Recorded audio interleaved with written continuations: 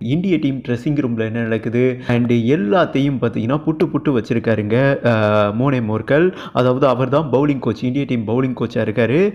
அதாவது கௌதம் காம்பீரோட உண்மை முகத்தை உடச்சிருக்காரு, வெளிக்கொண்டு வந்திருக்காரு என்று சொல்லலாம். இவங்க 2 பேரும், அதாவது கேகேஆர் டீமில் வந்துட்டு இவர் மெயின் கோச்சாக இருந்தார் காம்பீர், அவர் பவுலிங் கோச்சாக இருந்தார். அப்படியே அங்கே இருக்கிறத இங்கே கொண்டு வந்து எனஸ்டார்னு வைங்களேன். இந்திய டீம்லையும் எப்படி கொல்கத்தாவில் யார் யார் கோச்சாக இருக்காங்களோ எல்லாருமே இந்திய டீமில் இருக்காங்க. அபிஷேக் நாயர் பேட்டிங் கோச், மோனே Morkel bowling coach, Gautam Gambhir வந்துட்டு இந்திய டீம் கோச். அப்படியே கேகேஆர் செட்னு வைங்களேன். இந்த சுச்சுவேஷனில் வந்துட்டு பிஜிடி டெஸ்ட் சீரிஸ் தோத்தாங்க இல்லையா, அதற்கு மிகப்பெரிய காரணம் வந்துட்டு கௌதம் காம்பீரோட செயல்பாடுகள் தான். இவர் வந்துட்டு ஒரு மனித மிருகம்னு வெளிப்படையாக பேசியிருக்காருங்க. மனிதாபிமானம்னாலே இந்த ஆளுக்கு என்னன்னு தெரியாது. அதாவது ஒரு மேட்ச் சரியாக போகலை, எல்லா தவறும் இவர் மேலே இருக்கும். ஆனால் அதை மறைக்க வந்துட்டு வீரர்களை கடுமையாக ட்ரெஸ்ஸிங் ரூமில் வந்துட்டு ஒரு மீட்டிங்னு சொல்லி திட்டுவார். இதெல்லாம் வந்துட்டு அநாகரிகத்தின் உச்சம். கடுமையாக பச்சையாலாம் திட்டுவாராமாங்க. இப்படி திட்டினா எந்த பிளேயருங்க எப்படிங்க விளையாடுவான்? அதனால தான் பிஜிடி டெஸ்ட் சீரிஸ் உருப்படாமல் போயிடுச்சு. எல்லாமே இவர் மேலே தான் தவறு.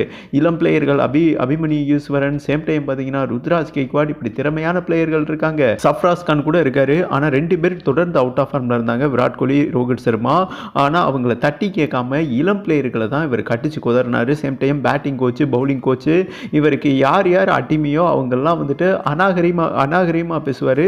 இவர் ஒரு மிருகம்யா, இவர் இருந்தால் இந்திய டீம் உருப்படாதியா, தயவு செய்து இவரை நீக்கிருங்க, நான் குட் பண்ணிக்கிறேன், இனிமேல் இந்த ஆளோட என்னால் தொடர முடியாது, கேகேஆர் டீம்லையும் தொடர முடியாது, இந்திய டீம் எதிர்காலத்தில் தப்பிக்கன்னா கௌதம் காம்பீர் இருக்கக்கூடாது, இவர் இருந்தால் டெஃபினட்டாக செல்லா காசாக போய்விடும் என்று வெளிப்படையாக வந்துட்டு போட்டு உடைச்சிருக்காருங்க. மோனே மோர்கல் பிசிஐடம் கம்ப்ளைண்ட்டை தெரிவிச்சிருக்காரு. ஓகேவா, இவர் மட்டும் இல்லை, இந்திய டீம் சக பிளேயர்கள் அனைவருமே சொல்லியிருக்காங்க. இவர் பண்ண விரக்தியால் ஒருத்தவர் வந்துட்டு ட்ரக் அடித்து சீரியஸ் கண்டிஷனில் இருக்காரு. அந்த வீடியோ நான் போடுறேன். இளம் பிளேயருங்க. ஓகே, இந்த சூழலில் வந்துட்டு பிசி என்னடா எல்லாரும் மேலே இவ்வளோ கம்ப்ளைண்ட் பண்ணுறாங்க, மிருகமாக தான் இருக்கான் போல் அப்படின்னு சொல்லிட்டு என்ன ஒரு முடிவு எடுத்திருக்காங்கன்னா, அதாவது இனிமேல் வந்துட்டு இந்த மாதிரி டிசிப்ளின் இல்லாத பயிற்சியாளர் இருக்கக்கூடாது. மோனே மோர்கலுமே என்ன சொல்லியிருக்காருன்னா, இந்திய டீமை எதிர்காலத்தில் காப்பாற்றனா தோனி மாதிரி ஒரு ஆளை சிறந்த கேப்டன் பயிற்சியாளராக வந்தால் மட்டுமே இந்திய டீம் வந்துட்டு உச்சத்துக்கு செல்லும் என இவர் வந்துட்டு கோரிக்கை வச்சிருக்காருங்க.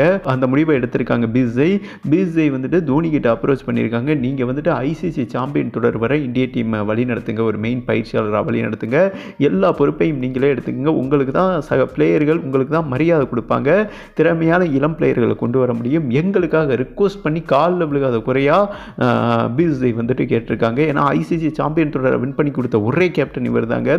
இந்த சூழலில் தோனி ஓகே பண்ணியிருக்காரு. இந்தியா வர்சஸ் இங்கிலாந்து தொடர் T20 தொடர் வந்துட்டு ஜனவரி 22ஆம் தேதி ஸ்டார்ட் பண்ணுறாங்க. இந்த தொடர்லேருந்து தோனி மெயின் பயிற்சியாளராக இந்திய டீமில் செயல்பட போகிறார் என்றும் ஒரு முக்கியமான செய்தி வந்திருக்குங்க. இந்த செய்தி அறிந்து இங்கிலாந்து டீம் வந்துட்டு அலறி இருக்காங்க. உலகத்திலேயே வேர்ல்டிலேயே வந்துட்டு நாங்கள் பார்த்து பயந்து நடுங்கின கேப்டன் வந்துட்டு MS தோனி தான். அவர் மீண்டும் இந்திய டீமில் என்ட்ரி ஆனார்னா டெஃபினட்டாக எதிரணி டீமை எரித்து விடுவார் என்றும், தோனியை தாண்டி இந்திய டீமை வின் பண்ணுவது இனி எளிதான காரியம் இல்லை என்றும் ஜோஸ் பட்லர் அவரோட பாயிண்ட்டை வெளிப்படையாக பேசியிருக்காருங்க. இந்த சுச்சுவேஷனில் இந்த வருடம் IPLோட தோனி விடைபெறல, இனிமேல் இந்திய டீமில் வந்துட்டு கன்டினியூ பண்ண போகிறாரு. அது ஒவ்வொரு இந்திய ஃபேன்ஸுக்கும் CSK ஃபேன்ஸுக்கும் ஒரு செம அப்டேட் என்றே சொல்லலாங்க.